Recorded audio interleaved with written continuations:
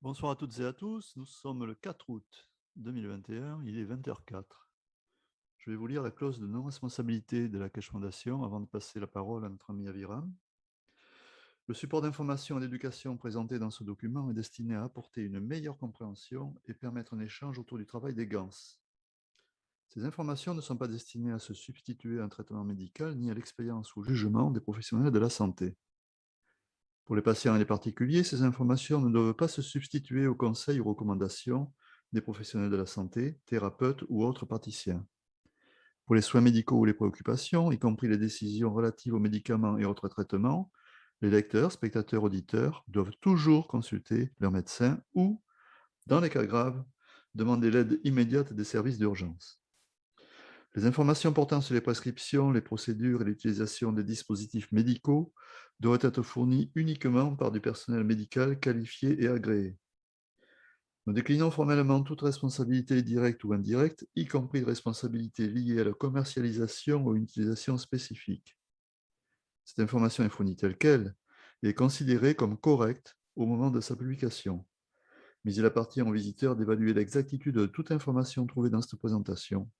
Chaque cas traité est le résultat de sa propre expérience, appliquée par lui-même, pour lui-même, et s'applique à son propre cas seulement.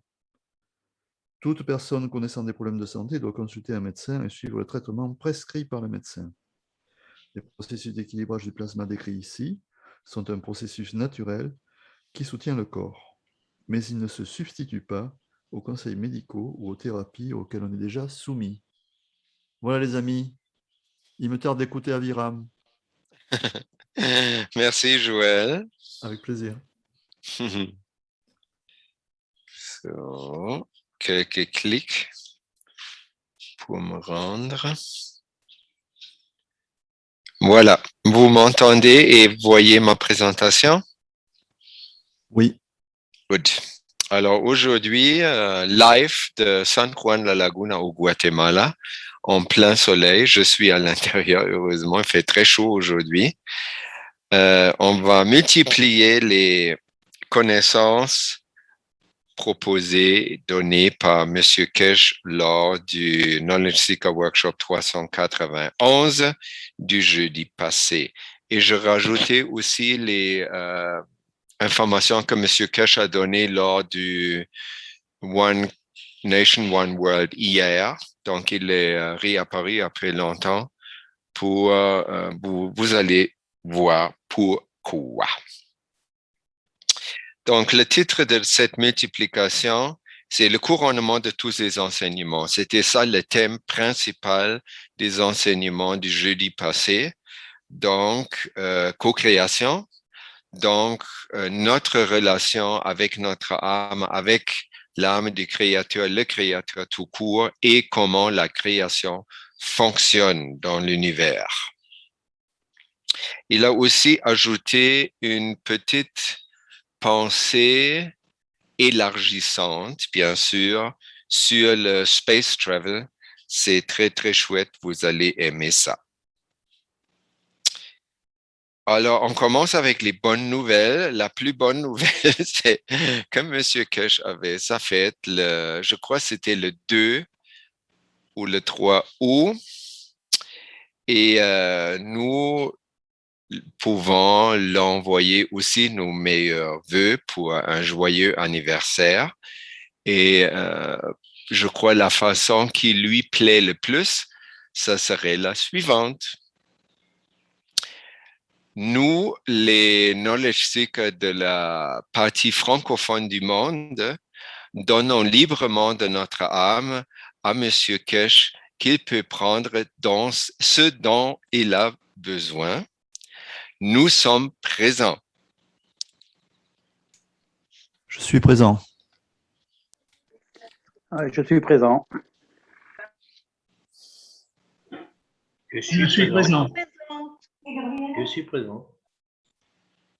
C'est le deuxième besoin de mention. Merci les amis.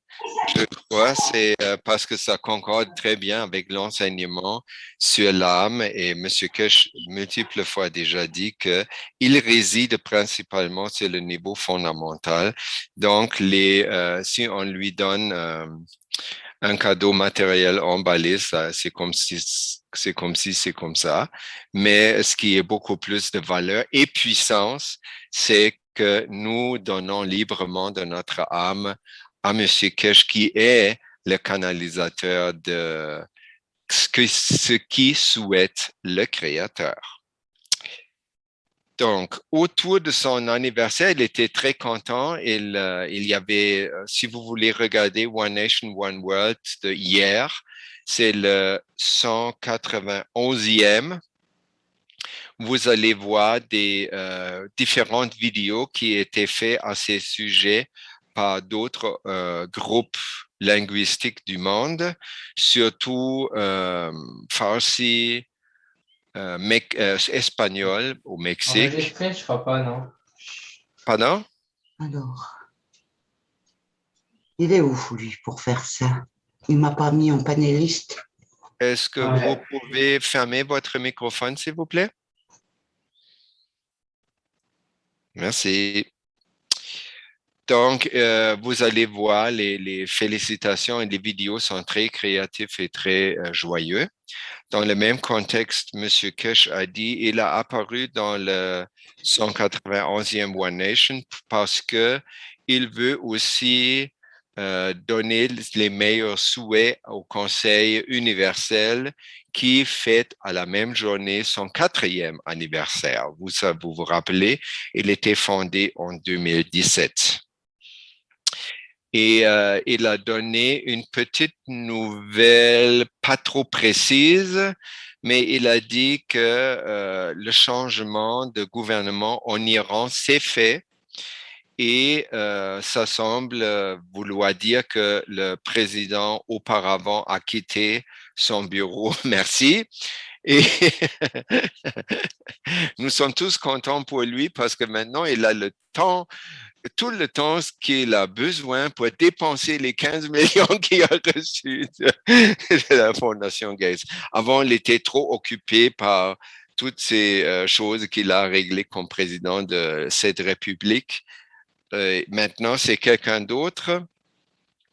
Et M. Kesh a beaucoup de confiance et il souhaite beaucoup de souder plus étroit les liens entre la Fondation Kesh et le gouvernement iranien. Vous vous rappelez, dans les multiplications passées, on a redécouvert que l'Iran était déjà un centre de science quand le sombre Moyen-Âge régnait en Europe. L'Amérique n'était pas encore découverte. Oups.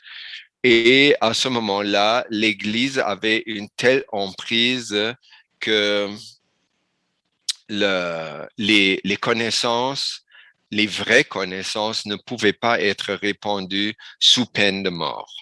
Et maintenant, on n'est pas peut-être directement rendu là, mais les gouvernements sont sur le bon chemin de se rendre là et nous allons tout faire dans notre pouvoir pour changer et la conscience collective pour remplacer les croyances qui sont non constructives par les connaissances constructives qui nous sommes données par M. Kesh et la science du plasma et la science de Eden, Grigory Grabovoy.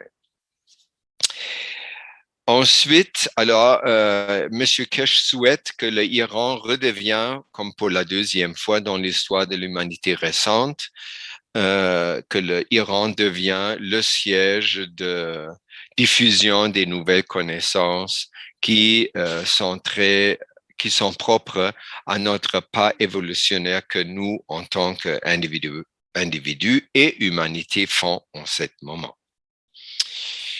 Ensuite, il a aussi parlé à Linz, les travaux se terminent pour le nouveau centre d'exposition, plus diffusion, plus enseignement à Linz. Dans cet espace, probablement lors de l'ouverture en septembre, le 4 et le 5 septembre, on va voir 2 nouvelles versions de la unité d'amélioration universelle, une nouvelle version horizontale et une nouvelle version verticale, dont la verticale est plus fait pour nous montrer comment ces unités-là peuvent transporter n'importe quoi par le plan de l'âme. C'est-à-dire, ça peut être des choses, ça peut être des événements, ça peut être des personnes, n'importe quoi sur le plan matériel peut être transporté dans un autre endroit par l'âme. C'est-à-dire, ça suit en fait le même processus que le voyagement spatial. C'est une phase de dématérialisation, une phase de reconfiguration parce que l'élément doit être adapté pour sa prochaine rematérialisation aux conditions du cible de l'envoi.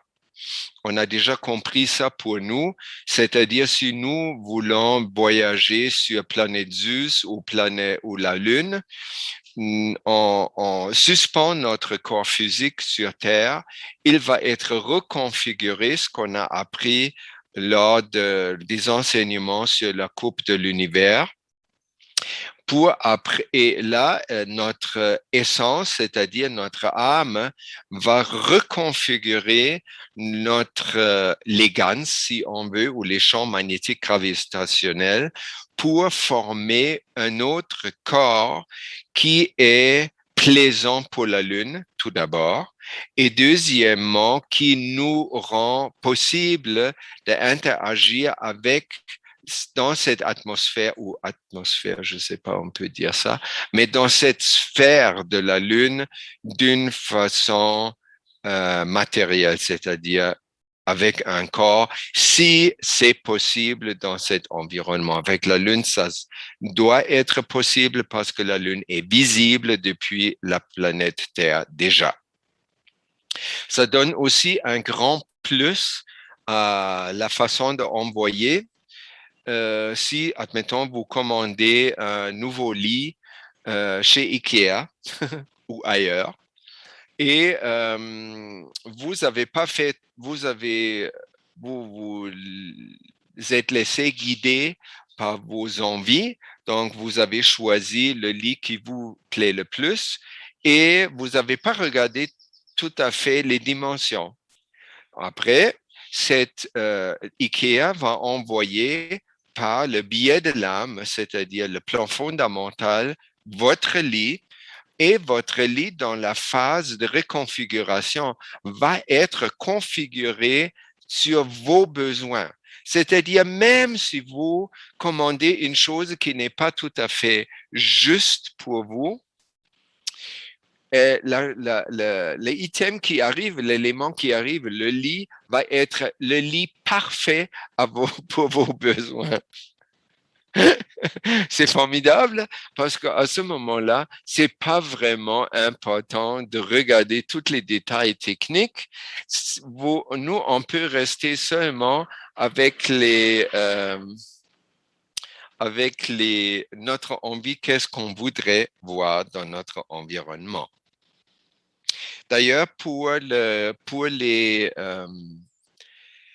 la démonstration des nouvelles unités d'amélioration universelle qui vont être montrées à Linz, on ne peut pas les essayer en entrant à l'intérieur des unités.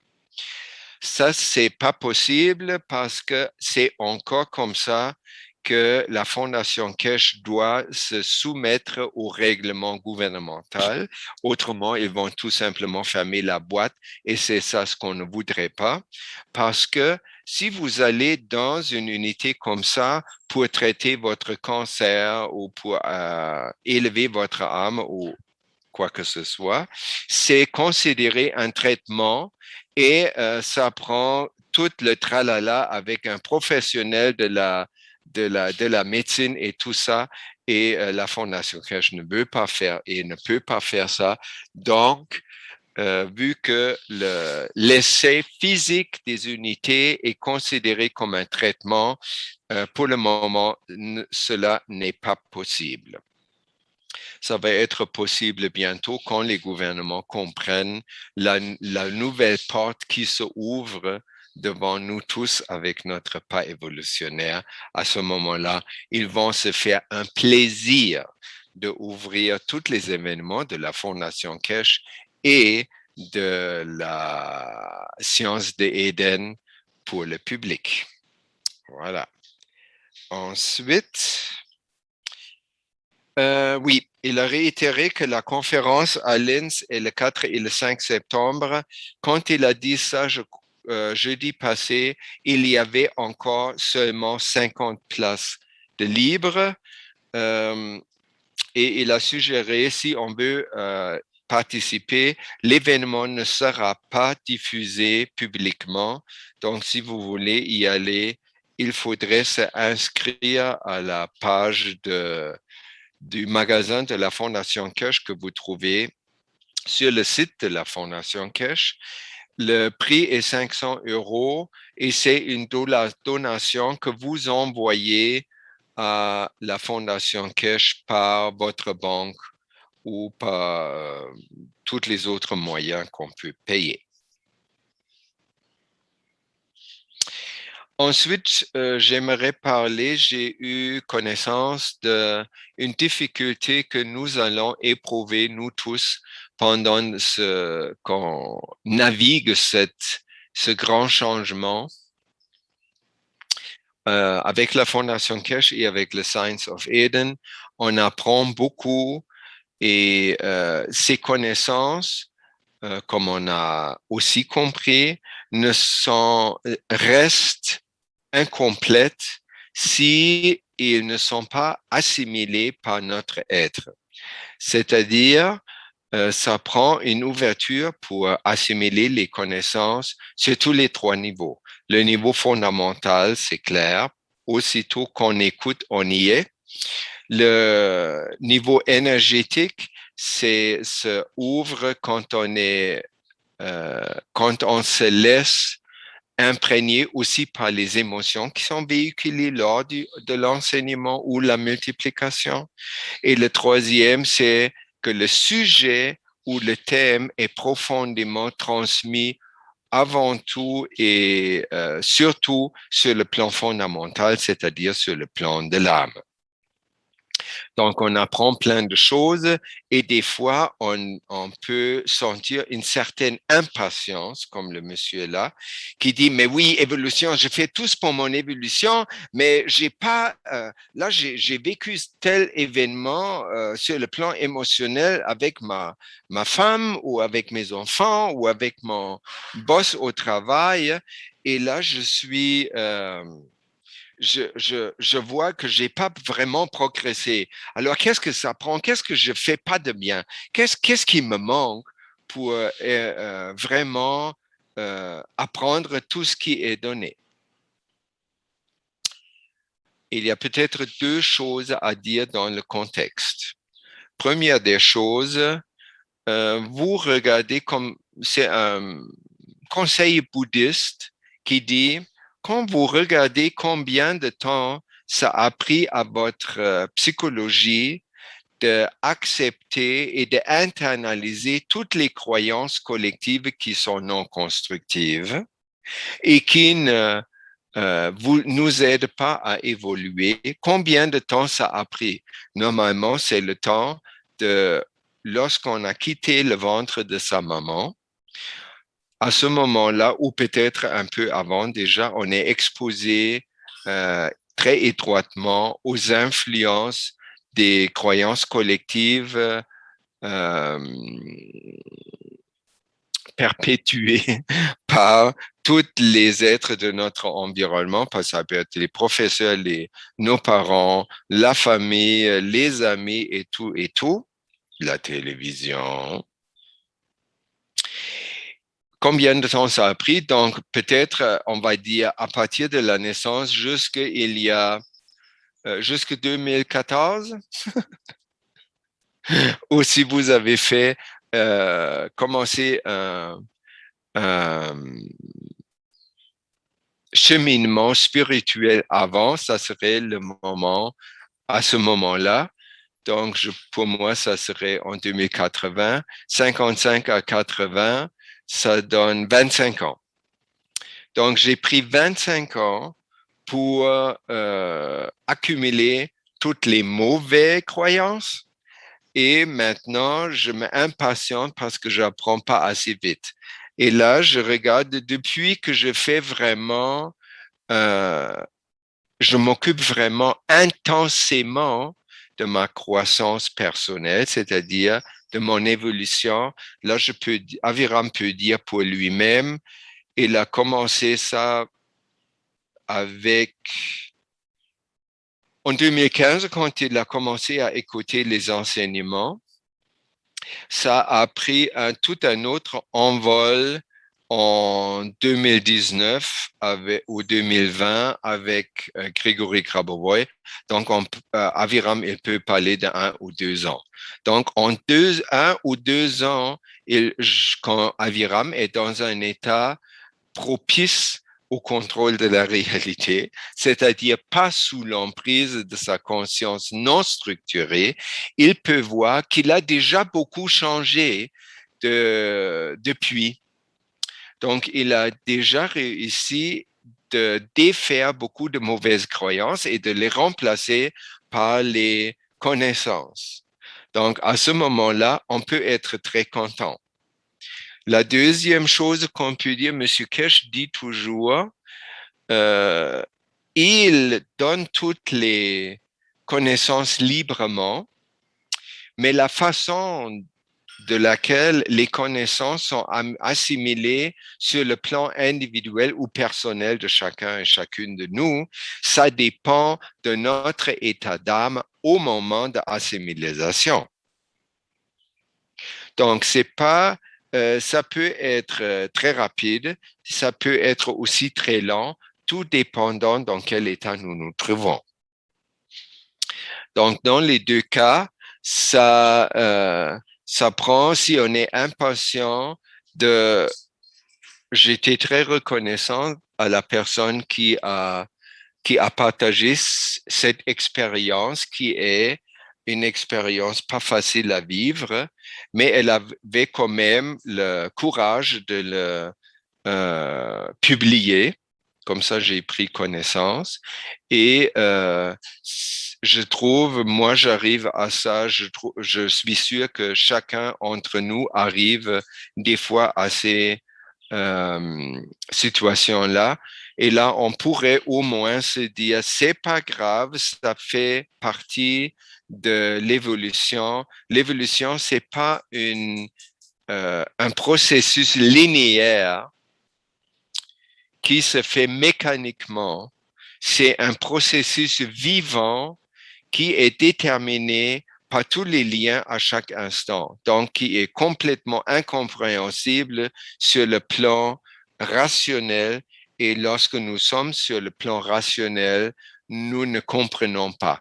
Donc, à ce moment-là, c'est très bonne idée de juste décanter, de s'arrêter, de se ramasser et de se transposer un peu plus sur le plan émotionnel, sur le plan spirituel, pour récupérer son état d'esprit et sortir de cette souffrance psychologique.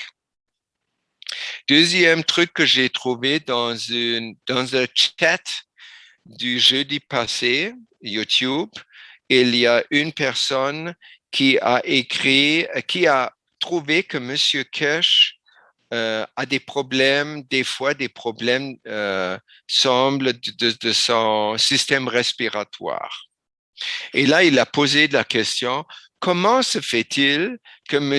Kesh montre des symptômes pendant qu'il est en possession de tous les moyens plasmiques de guérir ça rapidement?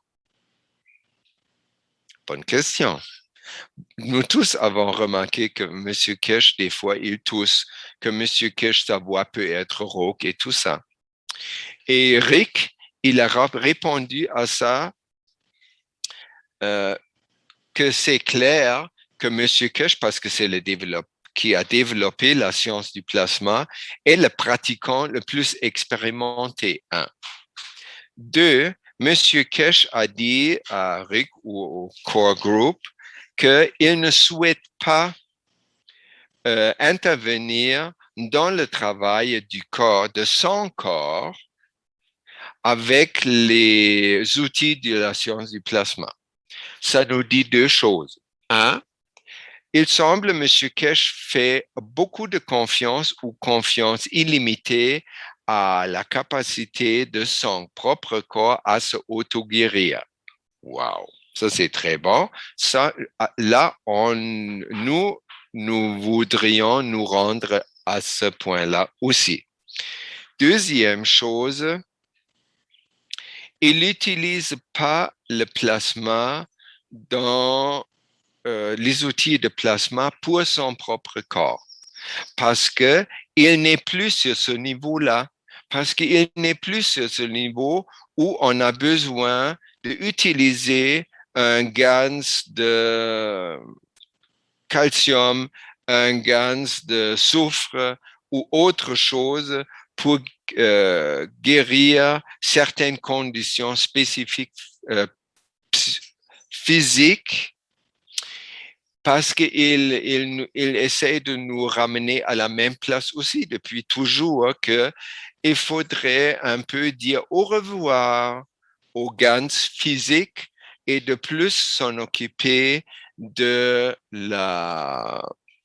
champs magnétiques gravitationnels qui sont produits par le plasma pour guérir les conditions physiques. C'est-à-dire, la guérison, à ce moment-là, sort du plan matériel, même avec le plasma liquide physique, et reste sur le plan fondamental et énergétique où on s'occupe vraiment des champs et on regarde comment je peux, en changeant les champs magnétiques gravitationnels, influer sur mon état physique en ce moment.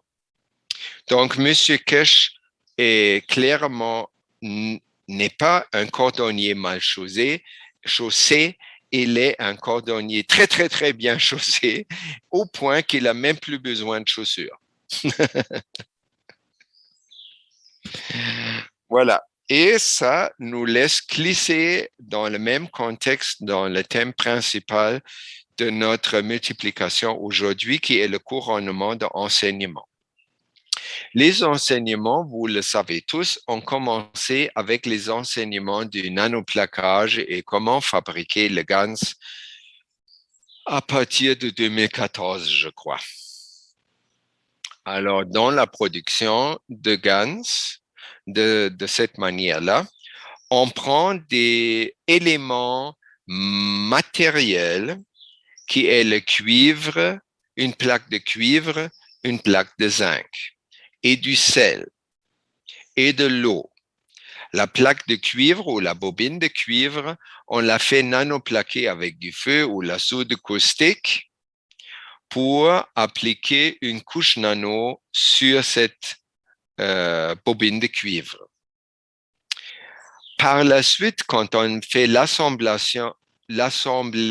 de ces 3 items, c'est-à-dire le sel, l'eau, la bobine de cuivre et la plaque de zinc, dans un contenant de verre. Donc, on a comme 5 éléments. Et aussitôt qu'on ajoute un élément qui est nanoplaqué, tout cet environnement se transmute du plan matériel vers le plan énergétique / fondamental. C'est-à-dire, à ce moment-là, on va voir que le GAN se produit, dans ce cas-là, c'est le GAN CO2 qui se produit. Et ce GAN, la production du GAN CO2, ce n'est pas que des morceaux de cuivre nanoplaqué se fusionnent avec des morceaux de molécules de zinc et du sel et de l'eau pour former du CO2. Dans aucun des éléments au départ, il y a du carbone. On produit CO2, un GAN CO2, c'est-à-dire c'est un molécule plasmique qui a le composant C, qui est le carbone, et O, qui est l'oxygène. L'oxygène, on pourrait dire, pourrait provenir de l'eau qu'on utilise, mais le carbone, il n'y a pas. Et on a appris dans les explications comment on produit le GAN CO2. C'est le champ gravitationnel magnétique du cuivre nanoplaqué en lien avec la plaque de zinc. Le différentiel plasmique entre les deux est 6. Et le 6, c'est la force du champ de carbone. Donc, de cette façon, cet assemblage crée le champ gravitationnel magnétique du carbone sur le plan plasmique, c'est-à-dire le plan énergétique, qui attire l'oxygène aussi sur le plan plasmique pour former le GAN CO2. Et ensuite, ce qu'on a, on va voir le GAN CO2 comme les particules blanches. Quand vous regardez, vous vous rappelez, quand vous produisez ça, vous voyez d'abord comme un nuage entre les deux plaques qui est un peu laiteux, qui se densifie. Et après, vous allez, parce que vous ne restez pas des heures et des heures en contemplant votre verre de production, vous vous couchez le lendemain, vous revenez, vous voyez, il y a du GAN CO2, les parts comme une couche blanche au fond du contenant de la production. Ça ne veut pas dire que ça a pris une nuit, c'est-à-dire 12 heures ou 8 heures, pour produire les premières particules de GAN CO2. Ça veut dire, oui, ça a pris tout ce temps-là pour que le plasma du GAN CO2 se manifeste sur le plan matériel. Ça a pris tout ce temps-là. Et ça peut être accéléré si on ajoute de l'électricité. Mais le moment où l'assemblage est terminé, le champ du CO2 est déjà créé. Donc, le principal de tout cet assemblage est créé le moment où on a assemblé le setup pour la production. La manifestation sur le plan matériel, par contre, prend du temps. Et ce temps-là, ce laps de temps, n'est pas nécessairement objectif, c'est-à-dire, ça peut être, vous avez fait des productions vous-même et on a échangé avec d'autres producteurs et on se rendu compte très rapidement que la vitesse comment le CO2 se produit peut être différent de chaque personne. C'est-à-dire, la vitesse de la matérialisation de la poudre blanche, le GAN, CO2, dépend plus de notre perception que la condensation de la lumière informationnelle CO2 en matière. OK? Ensuite, là, on a vu que la production, c'est un processus. On part avec des composants matériels, on passe par, ça c'est le niveau matériel, on passe par le niveau de transition qui est aussi appelé le niveau énergétique, ça c'est la production du gaz, et au même temps, on a aussi créé le champ magnétique gravitationnel du gaz CO2 qui est sur le plan plasmique ou sur le plan fondamental. Donc, la production transmute des éléments matériels en éléments fondamentaux ou plasmiques, des champs.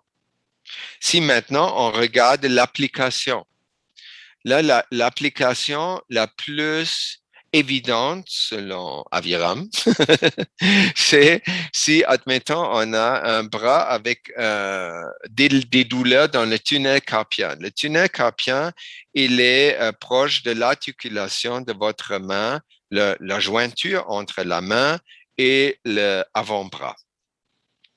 Ça fait mal. Donc, qu'est-ce qu'on fait? On se fait 2 patchs de gaz CO2 avec le plasma liquide. On fait un patch qui contient le plasma liquide dans une concentration de 100%. On fait un patch vis-à-vis qui est un peu plus faible, c'est-à-dire 30%, 5%, quand ça dépend combien votre douleur est forte. Le différentiel de concentration est proportionnel à la gravité de la maladie ou du symptôme et aussi de la douleur. Alors, à ce moment-là, qu'est-ce que nous avons un patch qui est faible, un patch plasma forte. Qu'est-ce qui arrive? Le plasma fort, selon la première loi plasmodynamique, va nourrir le patch faible.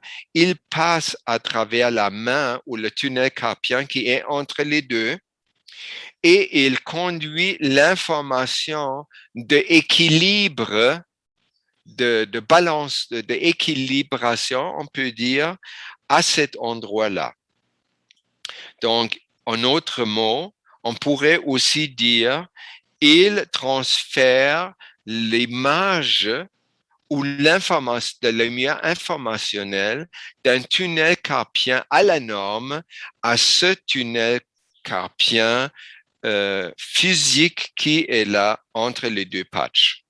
Et le corps peut lire cette information et l'incorporer de nouveau au tunnel carpien physiologique et la douleur disparaît. Alors, à ce moment-là, si on regarde ça au-delà du plan matériel, les patchs, ni le plastique, ni le liquide, ni autre chose qui est contenu dans les patchs a contact avec le tunnel carpien. Le tunnel carpien est à l'intérieur, est sous la peau. Il n'y a pas de contact direct. Le seul contact que le tunnel carpien a est sur le plan du champ magnétique gravitationnel.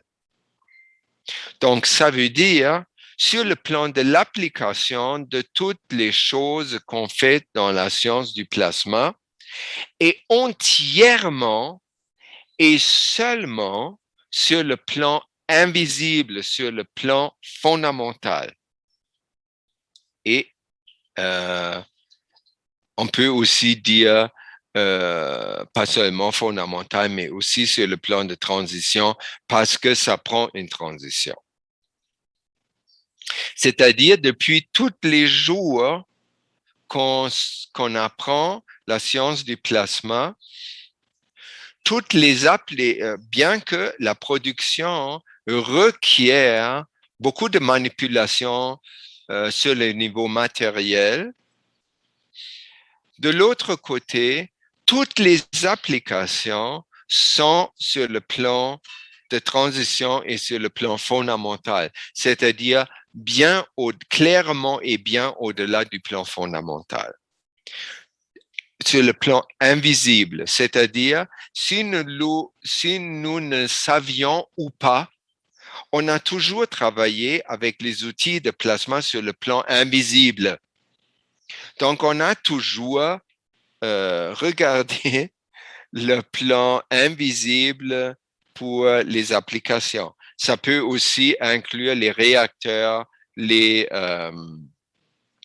magraphes et toute autre chose, les anneaux et les balles de ping-pong pour les plantes et tout ça. Voilà. Donc ça, c'est très, très important à retenir parce que ça nous dit que de toute façon, on était forcément sur le plan de transition et fondamental en travaillant avec le plasma. Ensuite, on regarde notre corps, comment il fonctionne. On se rappelle comment la respiration fonctionne quand nous n'utilisons pas l'oxygène de l'atmosphère pour respirer. Nous utilisons le nitrogène sur le plan plasmique pour le splitter en carbone et en hydrogène, tous les deux sur le plan plasmique, bien sûr, et ces paquets d'énergie en forme de hydrogène plasmique qui sont transmis par la paroi pulmonaire dans le sang et après conduits à des endroits où le corps a besoin d'énergie ou matière. Même chose sur le plan de digestion. Bien que nous pouvons penser on a besoin de manger des choses matérielles pour soutenir notre corps, selon les connaissances du plasma, ce n'est pas vrai. Qu'est-ce qu'on fait tout simplement? Les plantes, ils se constituent leur biomasse en utilisant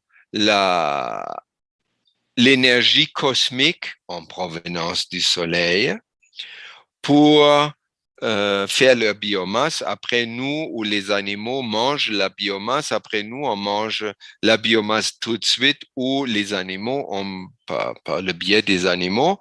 Et qu'est-ce qu'on fait dans notre tract de digestion? On split, on sépare la partie énergétique de la partie matérielle. La partie matérielle commence tout de suite à composter. Et la partie énergétique, comme dans la respiration, passe par les parois intestinales dans la lymphe et dans le sang pour être utilisée dans n'importe quel endroit du corps où il y a un besoin. Donc, on a compris la respiration, pareil que la digestion, utilise au fond les paquets d'énergie cosmique pour les rematérialiser à l'intérieur de notre corps en énergie matérielle, en énergie nerveuse, en énergie électrique, en énergie de chaleur et en toutes les substances que dont notre corps a besoin. Et ça, c'est tellement nouveau et inhabituel pour nous que juste la compréhension matérielle, ok, j'ai compris comment ça fonctionne rationnellement, ça ne me met pas dans un état où je peux arrêter de manger. Pourquoi? Parce que toutes les croyances collectives, non constructives, travaillent contre ça.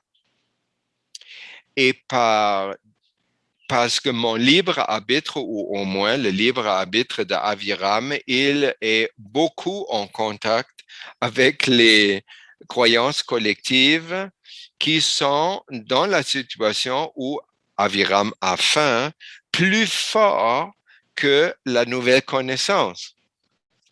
Et comment faire ce transfert-là? Je vais en parler un peu plus tard.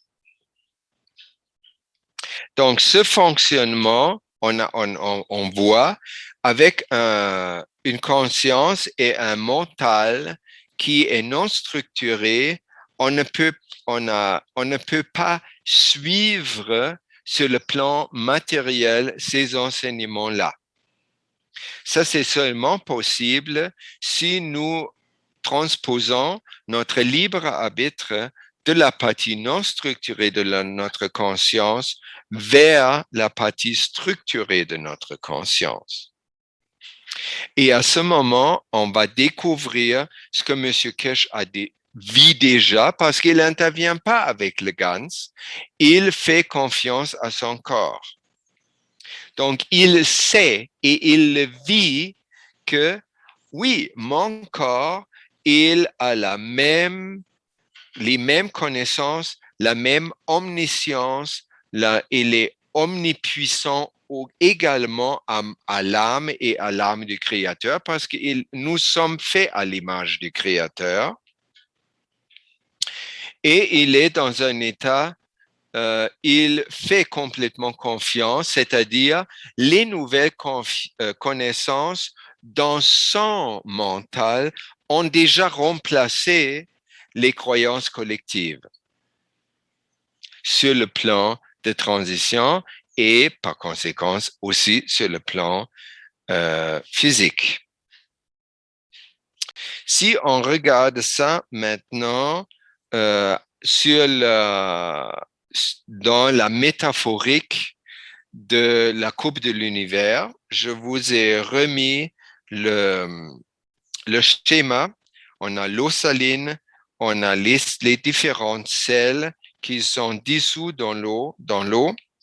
On a les 2, 4, 6, 8, 10 éléments matériels et on a au centre la boule qui est les sentiments, c'est-à-dire la langue universelle du plan fondamental au centre de laquelle se trouve l'âme. Là, M. Kesh nous a averti ou fait remarquer le suivant. Il y a quelques parties déjà dans cette coupe qu'on connaît.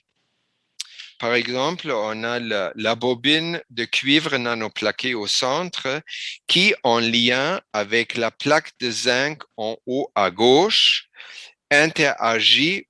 Et ça, c'est exactement le même setup ou le même arrangement de la première production de GANS qu'on a fait, c'est le GANS CO2. Ensuite, on retrouve comme la dernière grande découverte, c'est la One Cup, One Life. Encore une fois, la bobine de cuivre nanoplaqué au centre, la bobine de zinc non plaquée en haut à gauche et la bobine de cuivre non plaquée non plus en haut à droite. Ça, c'est la One Cup, One Life. Ensuite, on a aussi une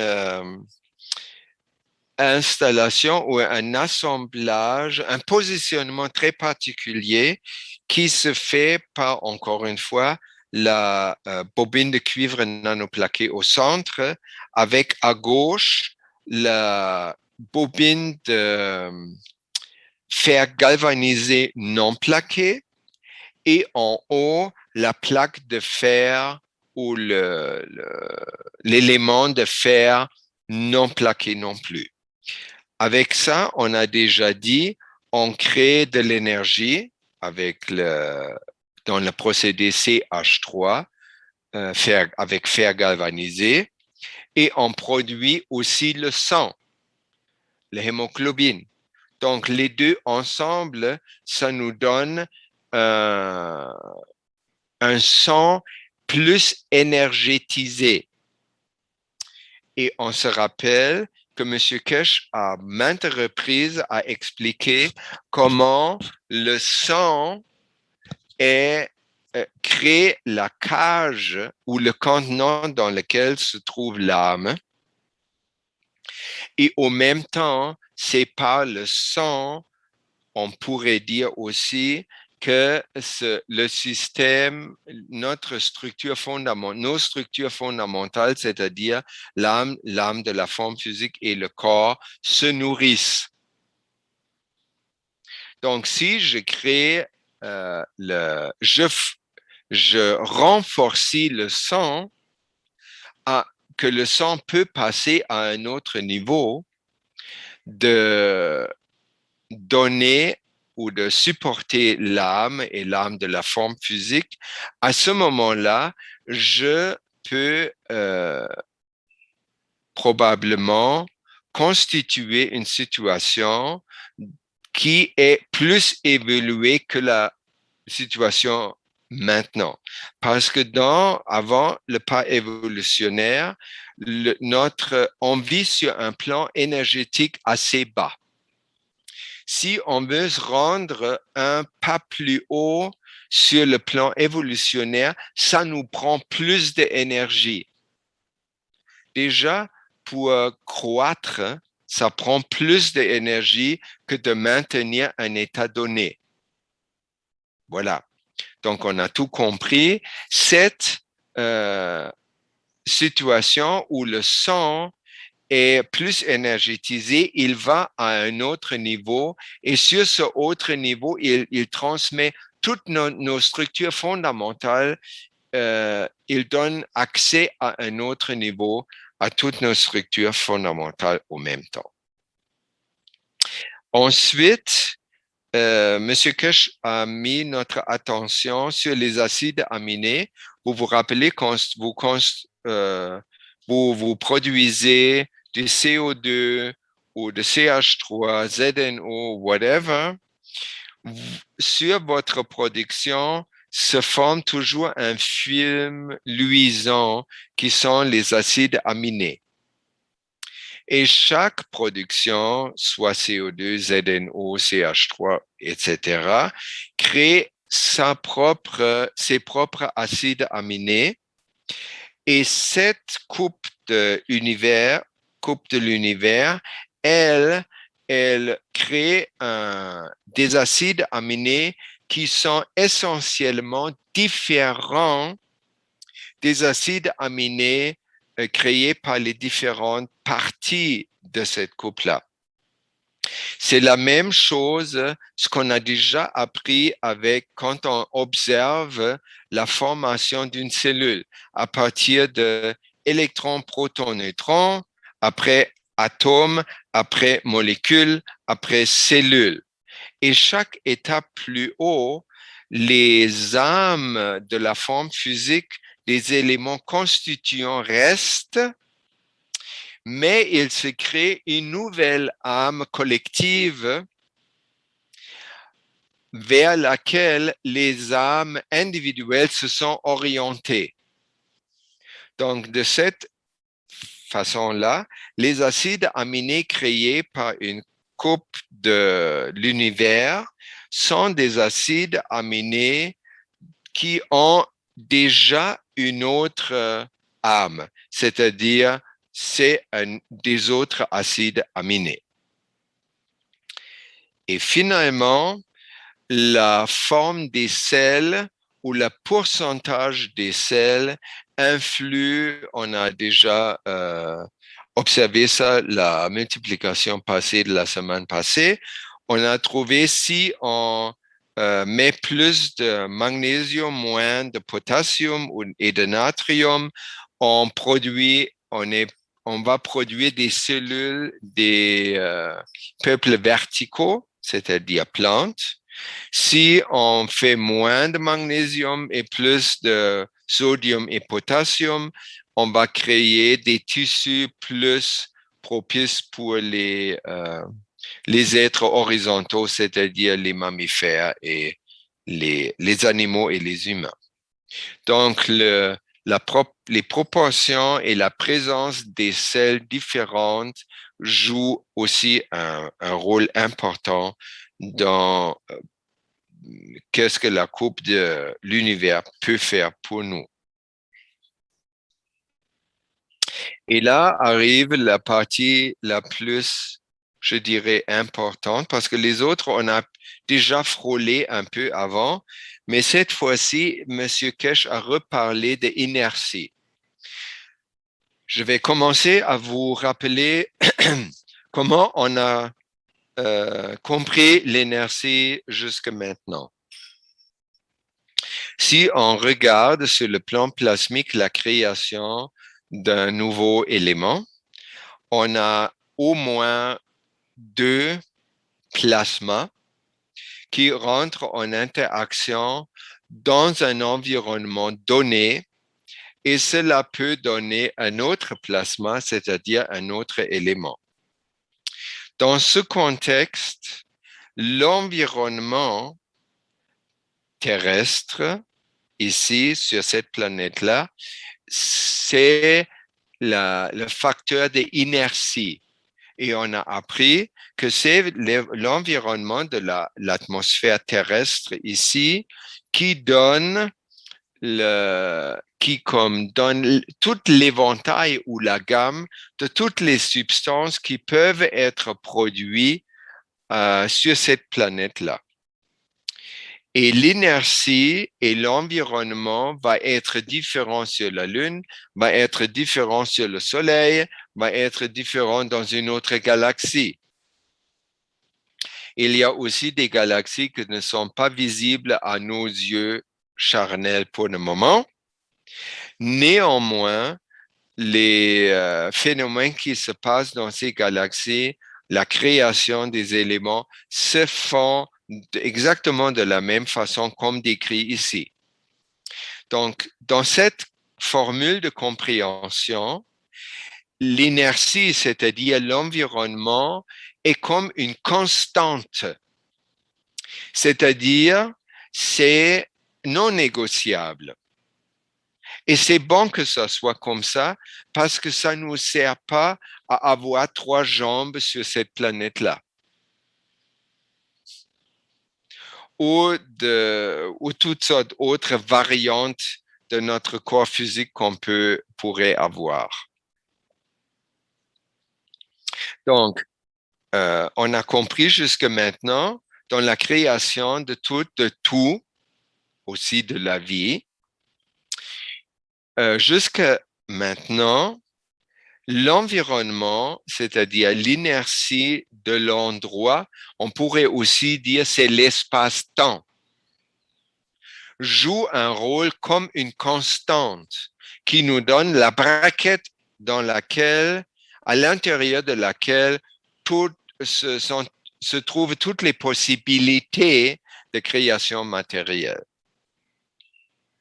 So far, so good. Maintenant, M. Kesh nous ouvre un peu plus les yeux dans le sens que il dit cette inertie, cet environnement, cette inertie est le produit ou déterminé par notre conscience, par notre observation. En autre mot, par notre mental, par notre âme de notre forme physique. Et à ce moment-là, parce que notre âme de la forme physique, notre mental, notre conscience ne sont pas des constantes, mais des variables, parce qu'on peut avoir une conscience structurée, une conscience non structurée et tous entre les deux.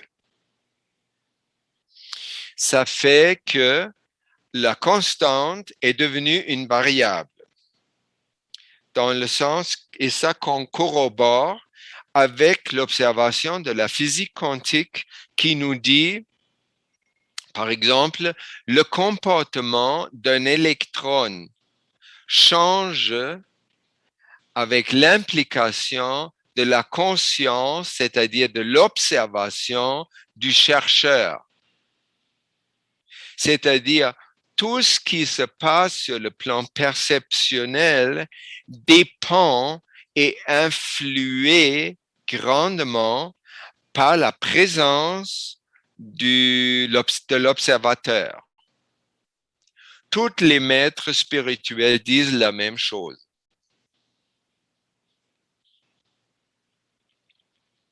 Ça veut dire tout élément et la perception ou les caractéristiques et même l'existence des éléments sont déterminés par l'attention que nous y portons, c'est-à-dire l'attention de l'observateur.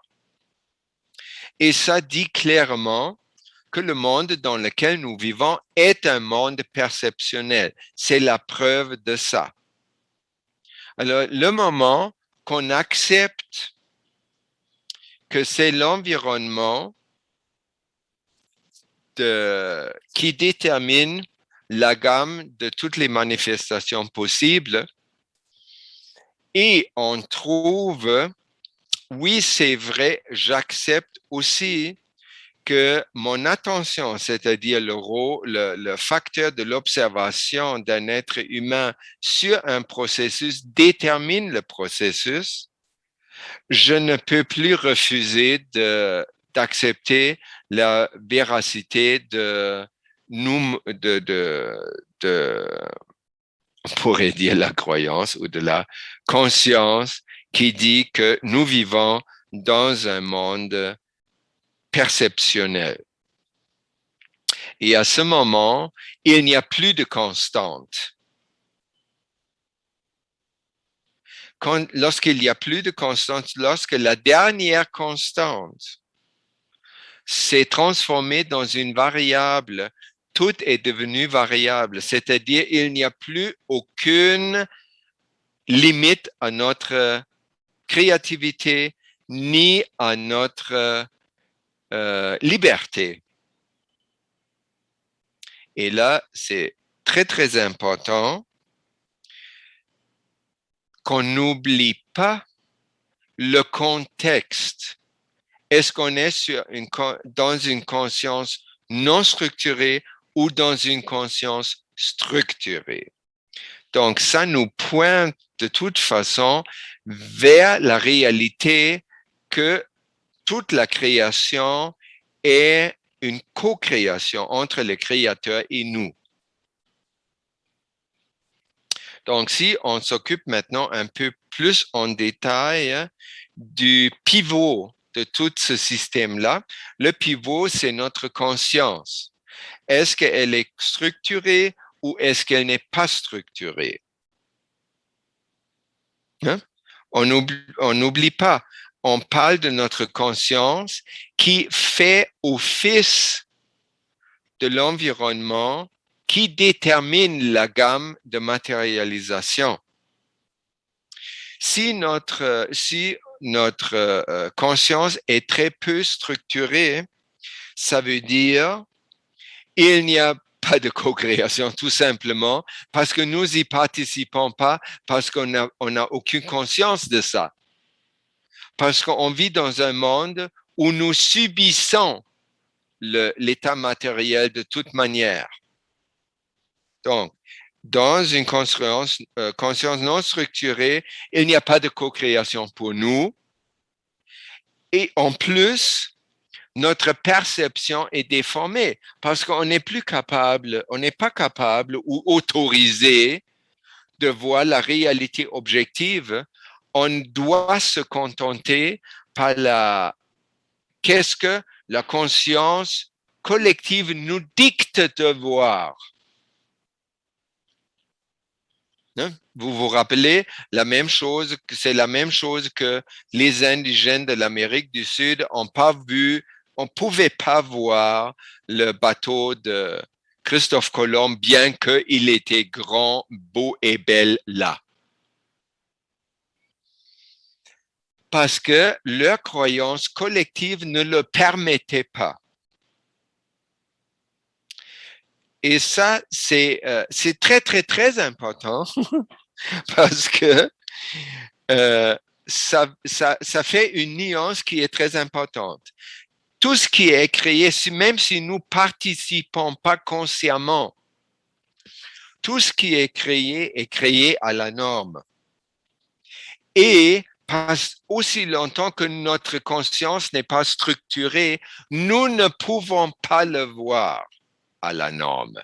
Nous avons juste accès à une perception déformante. Donc, ça nous prend absolument de structurer notre conscience. Parce que dans une conscience divine, on voit que tout est fait à partir de notre âme qui égale l'âme du Créateur. Et tout sera à la norme et on peut le voir. Hein? Alors, si on c'est une bonne idée de se mettre ces deux états d'esprit vraiment clairs de notre esprit. On a de l'un côté, on a chaque moment, on passe dans la conscience non structurée. Non seulement on ne participe pas à la création de la réalité comme nous la voudrions, et deuxièmement, même elle s'est créée à la norme, on ne peut pas le voir. Et on ne sait pas qu'est-ce qu'on ne sait pas. Donc, c'est complètement barré. De l'autre côté, le moment où nous sommes dans un état d'esprit qui réside dans la conscience structurée ou la conscience divine, on peut l'appeler, on a non seulement les mêmes pouvoirs comme le Créateur de créer notre réalité complètement à la norme, mais aussi on peut la voir. La réalité à l'extérieur de nous est toujours à la norme, sauf nous, on ne peut pas la voir. Et on ne sait pas qu'est-ce qu'on ne sait pas. Donc, ça prend comme un déclencheur qui nous met sur la piste de l'évolution. Si on vit dans un état d'esprit non structuré, on n'a aucun espèce d'intérêt ou d'idée d'évolution. Évolution. Mais non.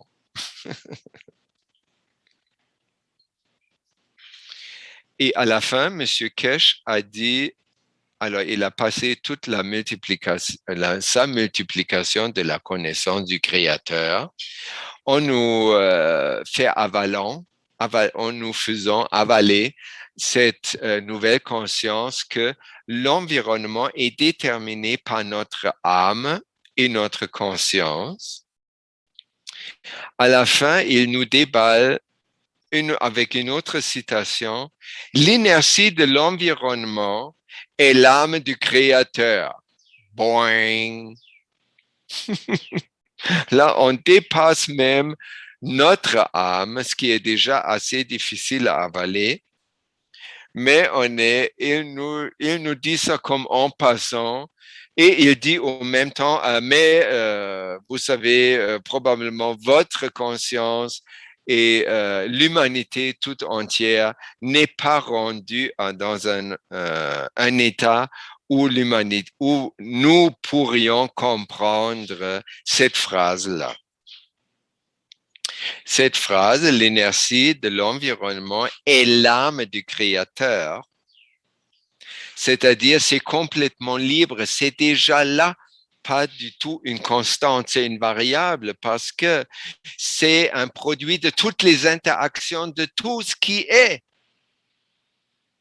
Donc, tout ce qui se passe sur le niveau de réalité objective est rien d'autre que la relation entre notre âme et le Créateur qui est complètement impossible. Nous ne pouvons pas avoir une relation entre notre âme parce que nous sommes notre âme. De la même façon, on ne peut pas avoir une relation entre notre âme et le Créateur parce que ça aussi, c'est le même. Oui, hein? Ça fait tourbillonner un peu dans la tête, mais attendez une seconde. Après, il a répété une citation qu'il a déjà prononcée beaucoup de fois, mais il a dit d'une façon la plus complète jusque maintenant, en disant Avec une goutte, nous pouvons créer un poisson dans l'océan. Avec une goutte, nous pouvons également créer un être humain dans le ventre de sa mère. C'est toujours une goutte. Et cette goutte est l'âme de l'homme. Si quelqu'un parmi nous, comme des fois Aviram, a la misère à avaler ça, ça veut tout simplement dire que le processus objectif de la création dépasse les facultés du mental rationnel dans lequel Aviram vit lorsqu'il réside dans les croyances collectives, c'est-à-dire la conscience collective. Alors, pour comprendre dans le vrai sens du mot con, ça ne veut pas dire con comme un idiot, mais con comme latin. Con latin, ça veut dire tout ensemble, comprendre dans ce sens-là, ça veut dire de prendre de mettre ses mains et ses bras autour de tout et de serrer tout vers son cœur. C'est ça l'action de compréhension. Ça veut dire, ça prend absolument l'amour qui est la seule faculté qui possède notre âme et le Créateur. Bon.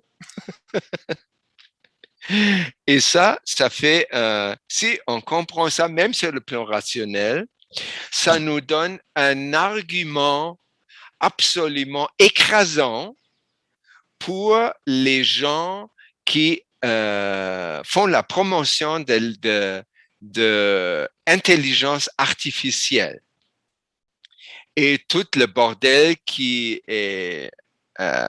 en suit.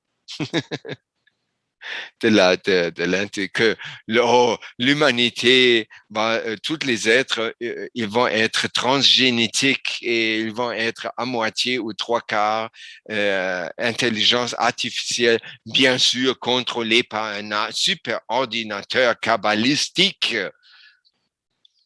Là, si on a compris la multiplication de jeudi passé jusqu'à ce point-là, vous savez que l'intelligence artificielle ne se peut pas remplacer la vie.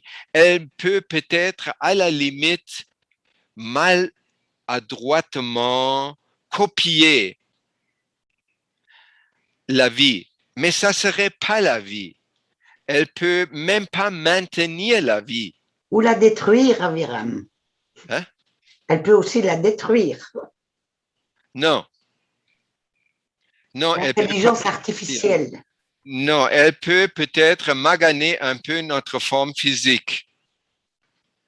Mais le moment que nous avons accès à notre âme et nous savons qu'à 25 milliards fois par seconde, nous sommes capables de reconstruire notre corps à la norme, ils peuvent vouloir faire ce qu'ils voudraient, ça n'aura aucun effet. Et ça, Catherine, c'est notre seule sortie du bordel qui existe dans notre perception, bien sûr, en ce moment.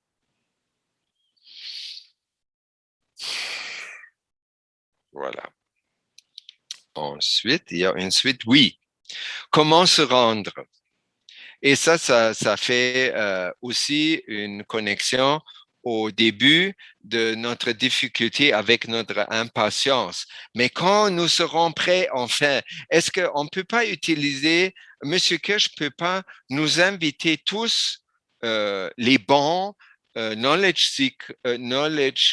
seeker, de passer peut-être 1 heure dans une unité universelle d'amélioration et nous rendons copie conforme au créateur et on n'a pas besoin de faire quoi que ce soit pour.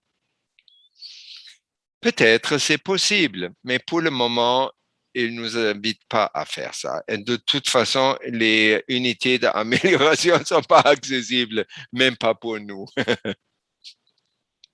Alors, ça ne veut pas dire on ne peut rien faire pour le moment non plus. Ça prend que pour le moment, nous ferons autre chose. On fait plus de compréhension de la création. On va encore plus comprendre comment ça fonctionne la création. Et ça ne veut pas dire que chaque semaine, M. Kesh nous fournit d'autres informations. Ça peut aussi être que pendant ces autres 6 jours de la semaine, nous nous rappelons de tous ces enseignements-là, on les contemple. Et quand on observe quelque chose dans notre environnement, on essaie d'expliquer ça avec les nouvelles connaissances que nous avons. Comme ça, on comprend plus la création et on prend encore plus la création et pour encore plus comprendre la création. Et à ce moment-là, ces nouvelles consciences deviennent très lentement monnaie courante. Et une fois une nouvelle conscience est devenue monnaie courante à l'intérieur de nous, c'est le moment glorieux où elle remplace la nouvelle connaissance, remplace les croyances collectives. Comme l'intervention de Catherine avant, c'est pas un affront, ni une critique, ni rien. Je vais juste l'utiliser parce que c'est une intervention géniale, parce qu'elle peut nous expliquer encore plus. Si je crois que la Kabbale ou le gouvernement nous peuvent faire un tort, aussi petit ou grand que ça voudrait être, c'est une croyance collective. Ça veut dire nous vivons sur la partie non structurée de notre conscience, c'est-à-dire nous nous rendons vulnérables à la Kabbale. Au fond, nous étant un être à la norme, nous sommes principalement âmes. Nous sommes êtres de lumière complètement inatteignables du plan matériel et même du plan énergétique. Le corps, Aviram, l'âme, Aviram, mais pas le corps. Le corps et l'âme, est-ce qu'ils sont différents? Le corps, quand on regarde des fois ce qu'ils font à mettre des enfants, voilà. Ben oui, tu vois des fois qu'on leur fait du mal dans leur corps. Peut-être que leur âme, elle se sauve, mais leur corps... Oui, merci de le dire, mais il faut faire, je crois, la distinction entre la réalité et ma perception. Ça, c'est un niveau. Alors, si je vois quelqu'un faire tort à quelqu'un d'autre ou nous-mêmes, je frappe mon enfant parce que je suis excédé émotivement et je ne peux plus me retenir. Ou je gueule à ma femme parce que je me sens complètement impuissant. Est-ce que cette gueulade ou cette chose, c'est dans notre perception?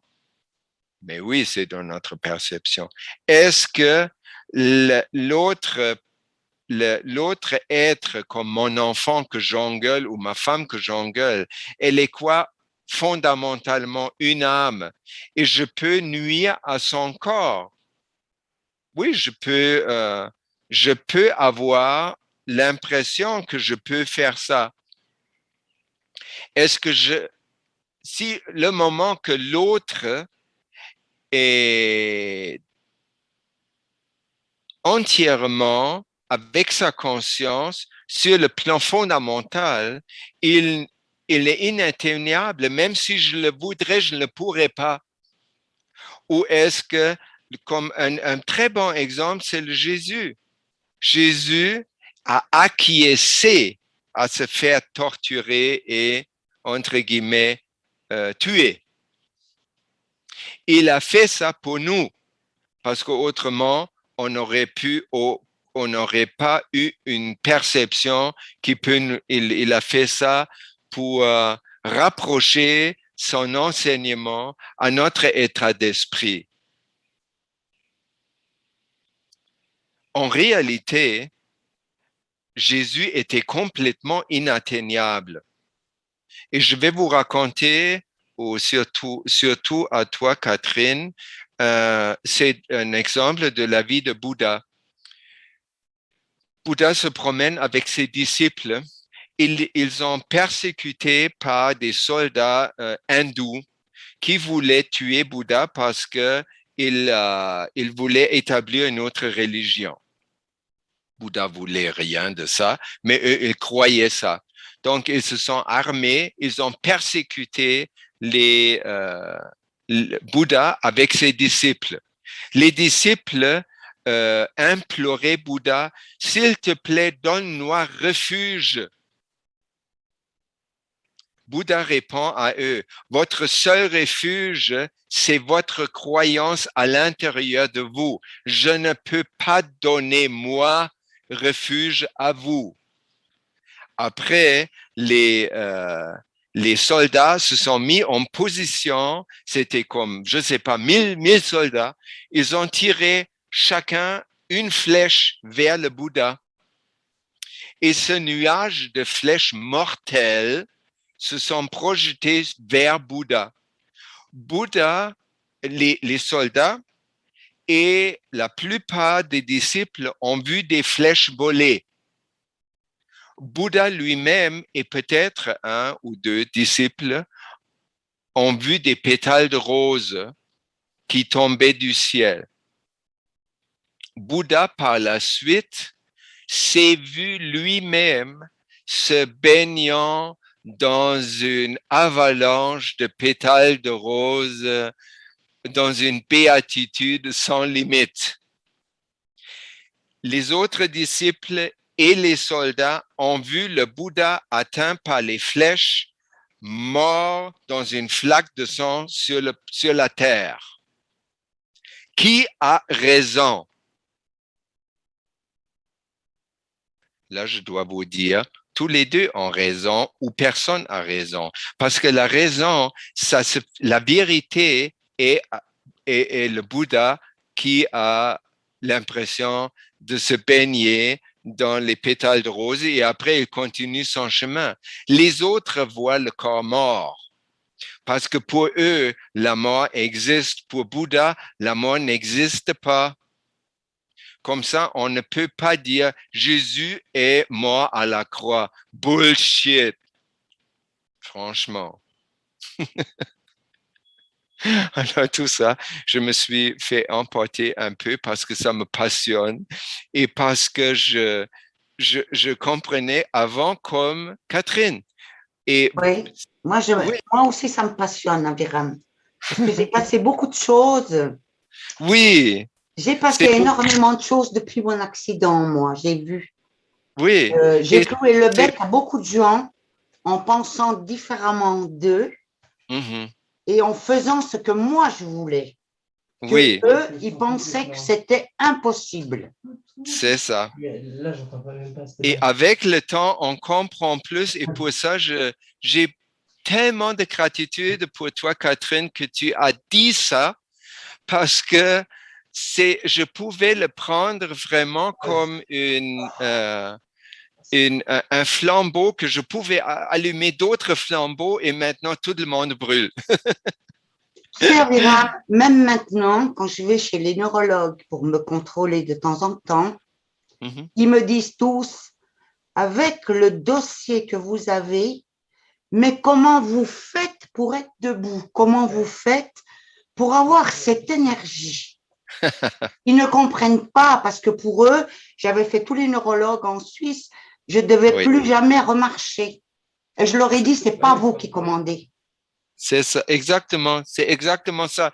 Eux, ils sont sur le plan matériel. Et eux, ils ont cru que je faisais la ne peuvent pas dépression. comprendre. Je disais ça parce que je faisais la dépression. Et non, c'est que moi, je savais que je pouvais. Et j'ai pu.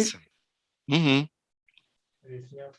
Mais ils sont toujours encore en train de me demander comment. Oui, mais ils ne peuvent pas faire autrement. Et on n'a pas besoin de réagir à cela non plus parce que, comme M. Kesh dit, chacun prend selon son intelligence. Et Mais ça je sais que donne ça des fonctionne, limites. Aviram. Je le sais que ça fonctionne. Voilà, c'est parfait. Et M. Kesh, dans le contexte, il a dit aussi jeudi passé, par rapport à la vitesse ou la lenteur de notre compréhension, tout le monde y arrivera. Tout le monde. Sauf s'il se bloque, si quelqu'un se bloque parce qu'il a trop peur de lâcher les croyances collectives, parce que ça, d'une façon, nous a sécurisé autant d'années, ou parce que la personne est hypocrite. Parce que, oui, je sais, mais je m'en fous. Aviram, j'ai un autre truc à te dire. Alors, on nous a toujours appris qu'il faut manger de la viande pour les protéines. Ça, depuis qu'on est petit, on entend tout ça, pour les muscles, pour ci, pour ça. Moi, ça fait 25 ans que je ne mange pas ni viande ni poisson. Je ne mange rien d'animaux. Voilà, je ne mange rien du tout d'animaux. Et mes analyses de sang, elles sont parfaites. Ouais. J'ai jamais eu de problème, même avec tout mon côté gauche, justement, que les nerfs sont sectionnés, donc les muscles devraient être beaucoup plus faibles. Eh bien, même pas ça, même pas ça. Parce que dans ma tête, je vois les choses d'une autre façon. J'ai pas besoin, parce que dans ma tête, c'est autrement. C'est pas comme les gens y pensent, c'est comme moi je veux. C'est ça. Bon exemple. Et c'est vrai, je vois beaucoup de choses comme ça, moi. Oui, chacun peut prendre de ces multiplications ce qu'il peut, et prendre, ça veut aussi dire utiliser pour son propre bénéfice. Oui, Voilà. c'est vrai. Mais là, tu vois que c'est vraiment des choses qu'on nous a mis dans la tête. Parce que ton corps, il n'a pas besoin de ça. Et je me suis aperçue que c'était vrai. Mon corps, il n'a pas besoin de ça. Voilà.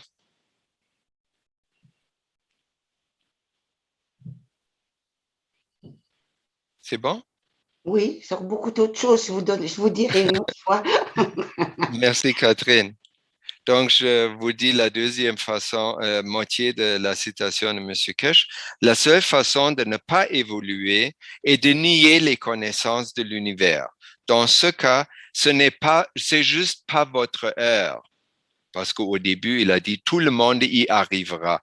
C'est juste chacun à son pas. Voilà. Ah oui. Et là, nous a montré un autre aspect du voyagement spatial. Vous vous rappelez, le processus pour le voyagement spatial, c'est on a un corps physique, on dématérialise le corps physique, on le reconfigure selon l'endroit où on veut atteindre et on le rematérialise à cet endroit-là. Et là, M. Kesh a dit, vous regardez la vie sur Terre, même dans le contexte de vos croyances collectives. Vous mourrez, vous passez par le bardeau qui fait quoi? Qui fait reconfigurer vous pour la prochaine réincarnation, soit vous réincarnez comme bébé, ou vous ressuscitez pour continuer sur un autre niveau de la même place qu'avant. Donc, même chose. C'est-à-dire, le voyagement spatial n'est pas une technologie complètement innovateur, c'est juste une technologie qui devient disponible pour nous parce qu'on comprend de plus en plus comment la création fonctionne. Même sur le niveau non structuré, c'est-à-dire qui accepte l'occurrence de la mort. Voilà. Donc, je vous ai multiplié de la meilleure façon que je pouvais aujourd'hui avec votre aide très chérie. Et je vous remercie beaucoup de votre amour, de votre collaboration. Nous sommes ensemble dans cet effort de élever toute l'humanité sur le niveau qui est maintenant propice pour elle, c'est-à-dire co-créateur avec le créateur. Donc, merci beaucoup. Je vous laisse le... Ah oui, j'ai au début, pendant les vidéos d'entrée, j'ai pensé, quelle chance que nous avons d'avoir pas juste un. Parce que souvent, M. Kesh est difficile à comprendre. Quand vous lisez les textes de Grigory Grabovoy sans explication, comme tout court de lui, c'est souvent très compliqué, très difficile à comprendre.